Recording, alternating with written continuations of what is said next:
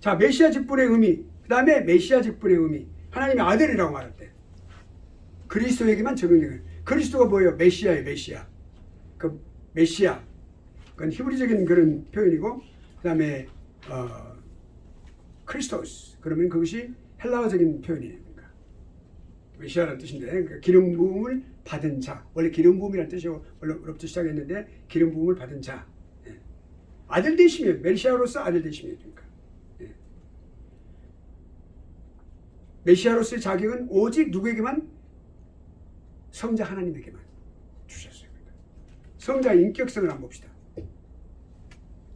독생자라고 하면 the only, D라는 관계 관사를 붙여야 되겠죠. the only begotten.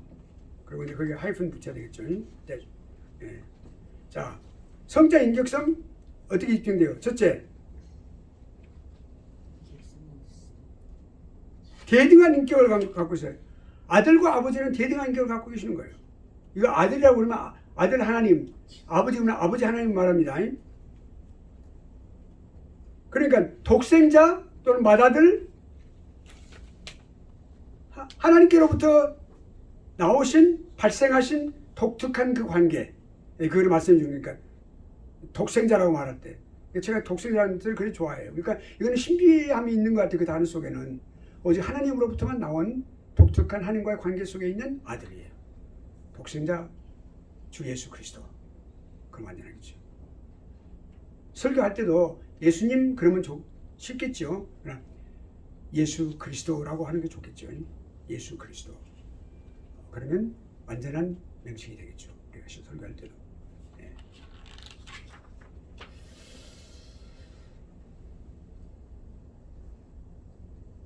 세 번째로 로고스.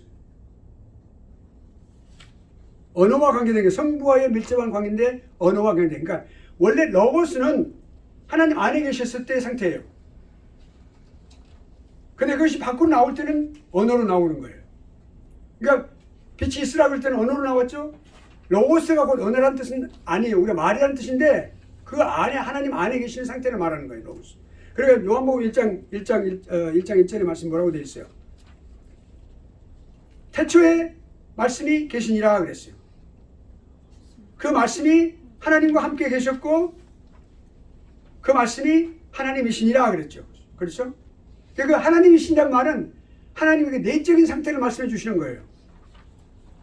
창조 이전에 이미 하나님과 함께 계셨던 그 내적인 하나님 존재 안에 계신 성부와 성자의 관계를 말씀해 주시는 거예요. 그러니까 그 로고스로 계시다고 말이에요. 우리 잘못 생각하면 안 돼요. 그러니까 예. 로고스라는 것은 하나님 내적인 존재 안에서의 로고스를 말씀하시는 거예요. 그게 나오셨을 때 그 창조했을 때 그 말씀으로 나왔고 그 성자 하나님이 우리 땅에 오실 때 인간의 모습으로 성육신에서 오신 거예요. 우리 눈에 보이고 오신 거예요. 그러니까 성육신에서 이게 로고스가 그러니까 그 말씀이 곧 육신이 되어 오셨다는 뜻이 바로 그거예요. 그러니까 말씀과 함께 계셨고 곧 그 말씀이 하나님이시니라. 자, 그다음에 그러니까 우리가 여기서 무엇을 말하냐면 선제라고 하는 걸 말해. 선제, 먼저 계셨다. 창조 이전에 계셨다. 선제설을 그렇게 말해요. 선제 진리. 우리가 다시 말하면 선제설이라는 것은 이론, 설을 말하는데 선제설, 선제 이론 또는 선제 진리, 네. 선제 교리 그렇게 말해도 되겠죠. 선제설 그러면 일반적인 용어가 되겠지만, 네. 우리 단어 사용할 때도 매우 중요해요. 그러니까. 그 다음에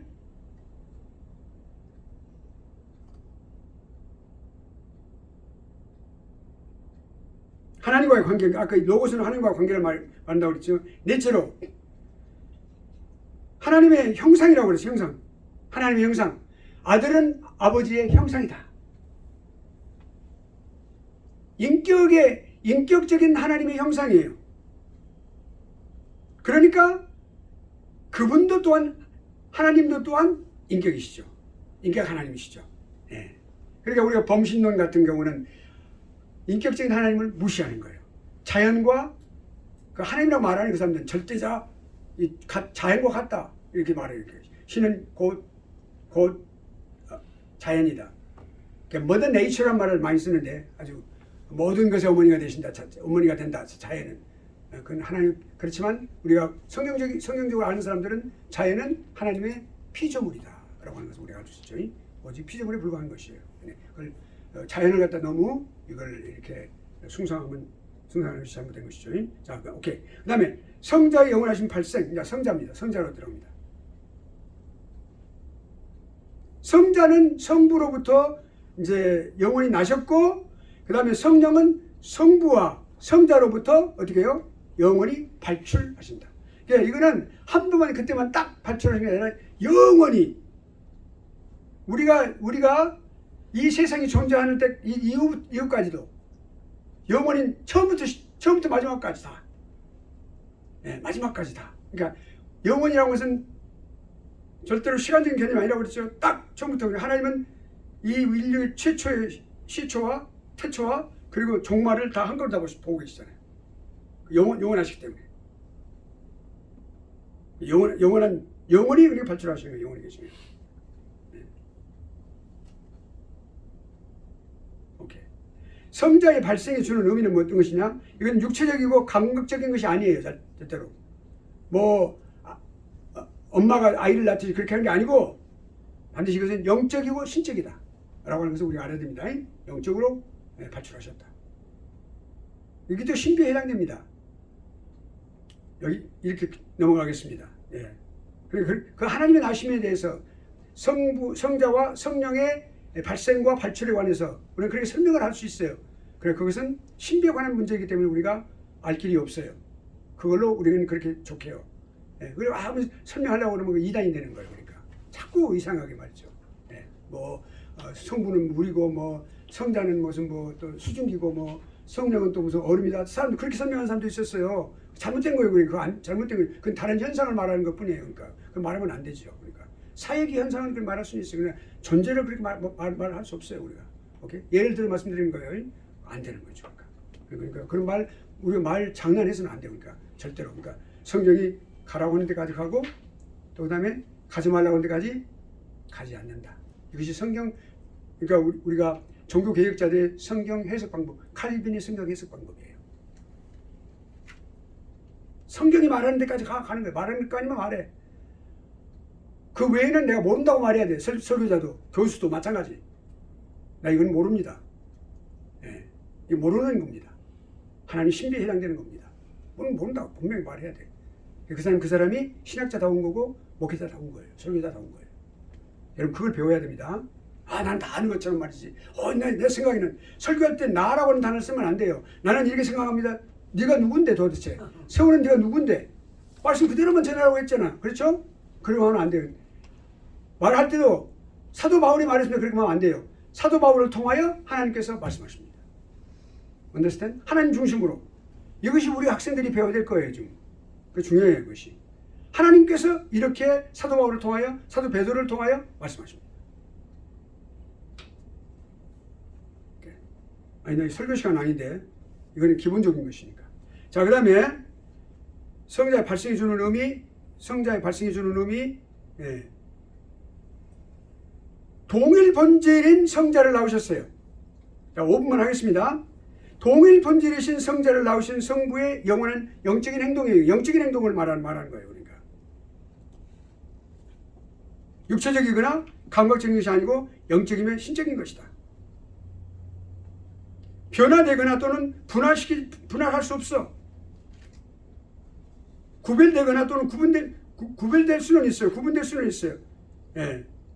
그런데 변화되거나 절대 변화가 안 돼. 또 분할될 수도 없어. 나눠지지도 않아요.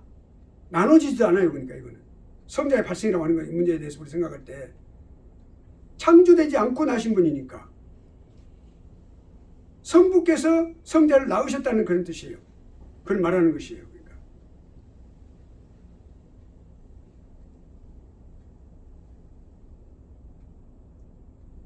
오케이. 성부께서 말씀하실 때는 오직 유일한 로고스 안에서 자신의 존재를 표현하시며 성부 자신의 생명을 로고스에게 주시는 거죠. 그것이 로고스가 누구예요? 성자 하나님. 생명을 주셨어요. 그러니까 똑같은 생명이에요. 예. 자, 성자의 영원한 발생 한번 봅시다. 주는 의미를 그렇게 생각하고, 자, 그 다음에 영원, 성자의 발생을 영원하다 말하는 것은 영원성, 하나님이 아버지 하나님이 영원하시다는 그 영원성, 우리가 속성을 배웠죠? 영원성이 있어요. 영원성, 하나님의 영원성. 그는 비공유적인 속성, 인간과 공유할 수 없는 속성, 하나님만 갖고 계시는 속성, 그 영원성에서 비롯된 것이에요. 우리가 그걸 알 수 있습니다. 그러니까 무시간적이에요. 시간이 없어.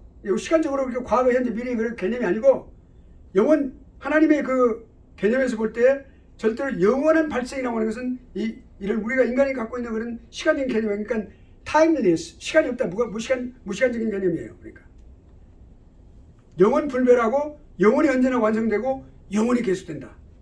하나님의 현재의 행동이에요. 그러니까 영원한 행동, 영원한 현재 행동이에요. 그러니까 하나님도 말씀하실 때 비록 기록된 것은 우리가 몇천 년부터 기록되어서 이렇게 2000년 전에 이렇게 다 수납이 되어 있지만, 기록이 완성되어 있지만, 이거 우리가 말씀을 전할 때에는 영원한 현재로 말씀을 전하는 거죠. 그러니까 하나님 영원히 말씀하고 계시는 거죠.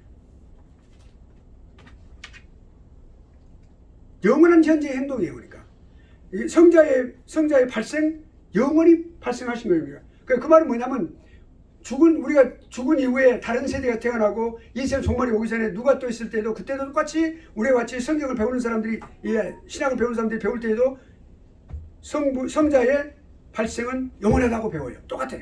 그때도 똑같이 발생한 것을 우리가 말할 수 있어. 과거에만 있었던 것이 아니고. 오케이? 2분 남았습니다. 여기 그러니까 다음과 같이 정의할 수, 여기 정의까지만 하고 마치겠어요. 첫째, 성자의 생성은 삼위일체 중에 제일 1위가 성부 하나님이요, 신적 존재 안에서, 자신의 존재 안에서 자기 자신과 같은 제2위의 실제적인 근거가 되시는 것이다 라고 말합니다. 이해하시겠어요? 네, 오케이. 그러니까 그리고 제2위로 하여금 어떤 분할된다거나 나눠진다거나 격리된다거나 따로 떨어지거나, 네, 또 변화된다거나 이런 것이 없어요. 신적인 본질 전체, 그 전체를 다 같이 공유하시는 거예요. 이리 하나님, 성부 하나님의 영원하고 필연적인 행동, 아까 그랬죠? 의지적인 행동이 아니에요. 내가 하고 싶으면 하고 안 하면 하는 게 아니라 반드시 성자 하나님을 발생시켜야 될 그런 필연성에 의해서 성부 하나님이 성자 하나님을 낳으셨어요. Understand? 네. 그래 우리 예수님은 반드시 그렇게 낳으셨어요. 왜냐하면 우리 인간의 구속이라고 하는 것은 하나님의 계획 안에 영원한 예정 안에 들어있었던 것이었어요.